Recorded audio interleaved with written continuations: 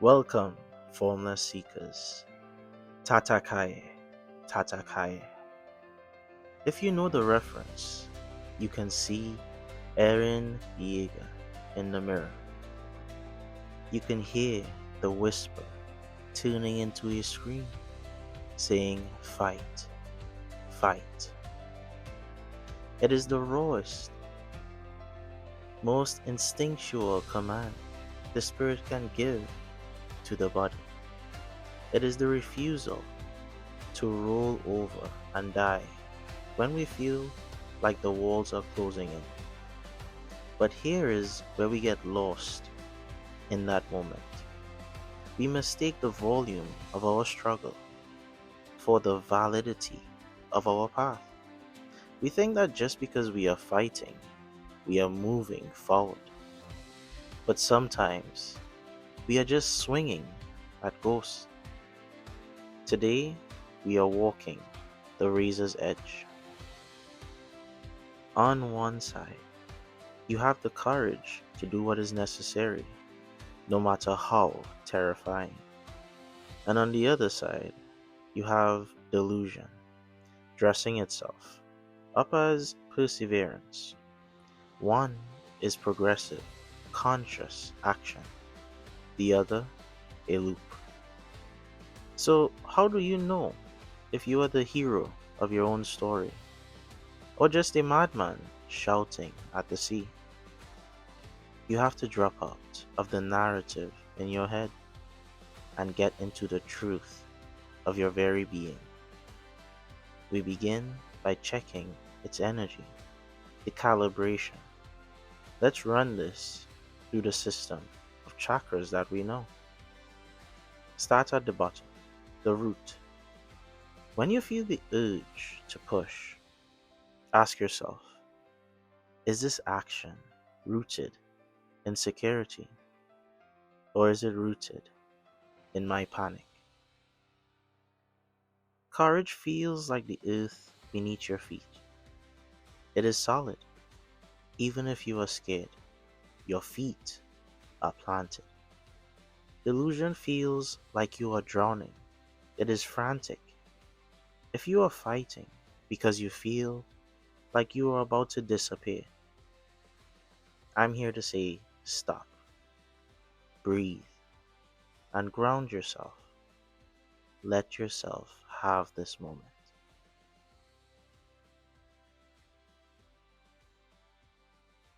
Move up now into the solar plexus, the seat of your will, the fire of your very core.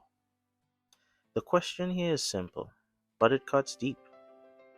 Am I trying to build something, or am I just trying to force something? True will is like water. It is powerful, yes, but it flows around obstacles to get to the ocean. Delusion is rigid. There is no room for space. It demands that the rock turns into bread because you want it to. If your fight feels like you are trying to break a brick wall with your forehead, that isn't courage. That is the ego refusing to transcend. Come up to your heart now. This is the compass. Ask it, does this fight make my world bigger, or does it make it smaller for my benefit? Courage opens the chest. This is true. It exposes you. It is vulnerable. Delusion builds an armor. If your fight requires you to shut down, to close off, to stop feeling, then you are not fighting for a future. You are fighting to protect a wound. With that being said, we move, or should I say, rise to the third eye, the center of your clarity, the mind's eye. Here you must be ruthless. Ask, am I seeing the potential, of what is actually there? Or am I seeing a projection of what I need it to be? We love potential. We fall in love with what things could be. But courage operates on what is. It takes the raw data of reality and works it out. Delusion ignores the red flags because they clash with the fantasy. Look at the titan in front of you. Is it a monster or is it a windmill? Something to help you transcend. Not any grandeur thing, but transcend into a higher state of clarity for yourself, where you will be free from these attachments, from these cages. Finally, the crown. Sasar. Let go. Easier said than done, right? Ask, if I stop fighting right now, who am I? Now, this is the scary one. The illusion is often just an identity crisis.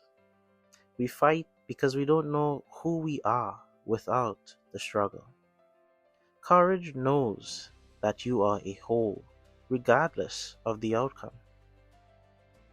When you align these energy centers, these states of being, the nature of your fight changes. You move from the desperate, screaming struggle of the titan to the precise, silent cut of the master swordsman. This is the way of Miyamoto Musashi. He taught that you must step into the void, a state of mind where you are not hesitating, worrying, or planning. You simply move. When it is time to move, you cut. When it is time to cut. The Taoists call this Wu Wei, effortless action. Delusion is trying to swim up a waterfall. You are exhausting yourself against the current of reality. Courage is becoming the water. You move forward not by forcing, not by giving up, but by flowing. The strike doesn't come from your ego's desperate need to survive. It comes because it is the most natural thing to happen next. Conclusion: Tatakaye means fight, yes, but it means to fight for freedom, not to become enslaved by the fight itself. The ultimate freedom is seeing the truth so clearly that your next move isn't a struggle, it is just the only natural step left to take. Go gently, but go bravely.